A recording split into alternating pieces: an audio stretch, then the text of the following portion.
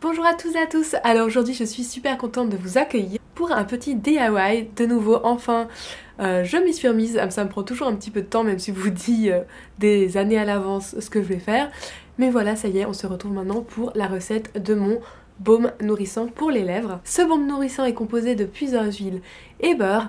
Et c'est vraiment une recette tout à fait simple. Évidemment, les beurres, en fonction de ce que vous avez chez vous, vous pouvez varier les plaisirs, changer à chaque fois à peu près la recette. Mais il y aura de toute façon besoin d'un ingrédient de base qui est la cire de Candélia.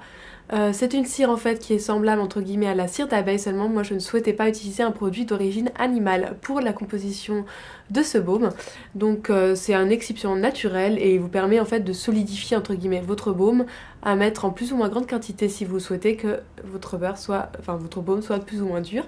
Bien ensuite, j'ai décidé d'y mettre de beurre. Donc en fait, j'ai mis du beurre du Coupoissou. En fait, c'est un beurre qui est reconnu pour être vraiment bien pour tout ce qui est rédule, qui a une légère action contre les UV, qui est bien pour tout le vieillissement cutané, donc pour les lèvres, je pense que ça peut avoir un bon intérêt. Le beurre d'amande tout simplement parce que je me suis rendu compte que même tout seul il avait vraiment une action hyper nourrissante et vraiment très agréable sur mes lèvres quand j'ai eu des problèmes de sécheresse, notamment aussi sur le contour de mes lèvres. Et c'est aussi le cas de l'huile de sésame, donc qui est donc une huile liquide. Alors excusez-moi pour ma tenue, j'ai l'air bien moi, avec mes trucs. Je vais bientôt faire du sport donc voilà.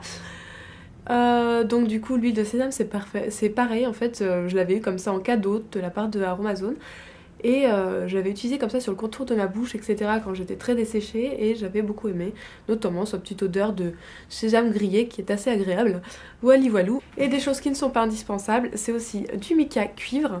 C'est un mica qui a une couleur absolument magnifique et qui permet de teinter ce baume pour faire un baume un peu coloré. C'est plus sympa, c'est rigolo, mais vous pouvez aussi ne pas du tout en mettre. Je vais aussi rajouter un extrait aromatique, malheureusement la bouteille s'est un peu effacée, c'est en fait le amande de cerise, donc ça a à la fois une odeur de cerise et à la fois une odeur d'amande amère, c'est vraiment délicieux.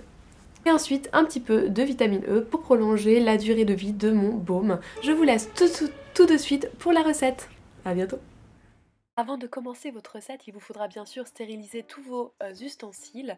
Et ensuite, je vais mettre d'abord 5 g de cire de Candélia que je vais mettre dans un petit bol et ensuite ajouter mes os de beurre et l'huile avec ceci.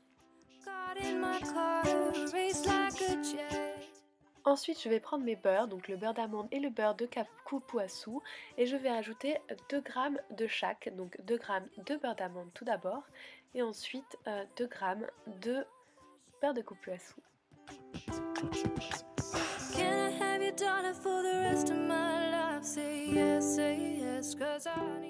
Je passe ensuite à mon sésame, donc je vais mettre aussi pareil 2 g de sésame, voire limite 3, ça serait pas mal.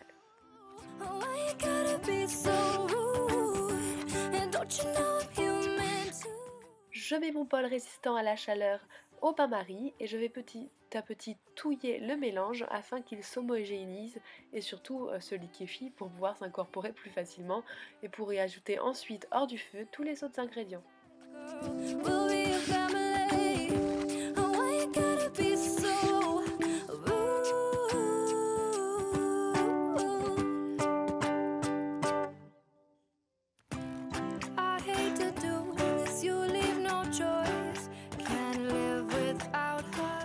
J'ajoute à présent environ 4 à 5 gouttes d'amande de cerise et je vais la touiller avec ma petite touillette pour que ça s'incorpore.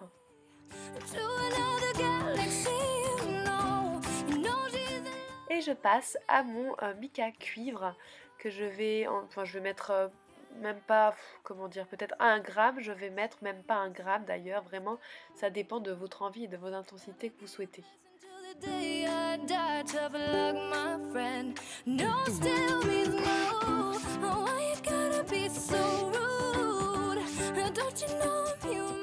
Maintenant, je vais pouvoir récupérer le petit contenant que je souhaite utiliser pour mettre mon pot. Vous pouvez en acheter déjà des comme ça, ou bien sûr utiliser des choses que vous avez déjà à la maison, par exemple des contenants d'anciens baumes à lèvres. Et je vais mettre le contenu de ma préparation. On se retrouve à présent pour le résultat du môme que voici. Je l'ai décoré, j'ai collé une petite étiquette qui passe parfaitement sur ce petit pot Aromazone et un petit ruban pour faire une petite touche jolie. Ça aurait été sympa en rouge mais j'avais pas de rouge. Voilà. Et voilà le résultat du baume. C'est un baume qui n'est pour le coup pas très onctueux parce que j'ai utilisé une bonne quantité de candélia, mais du coup c'est facile de transporter, notamment par exemple pour les parties l'arrivée de l'été, le printemps qui occasionne des plus fortes chaleurs. Ça peut être très intéressant.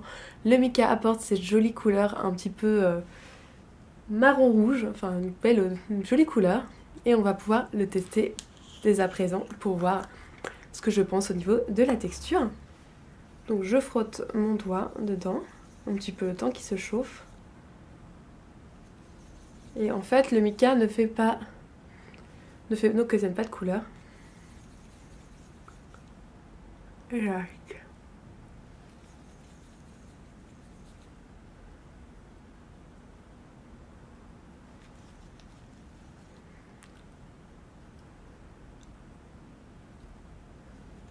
N'hésitez pas à mettre de cire pour une texture beaucoup plus crémeuse.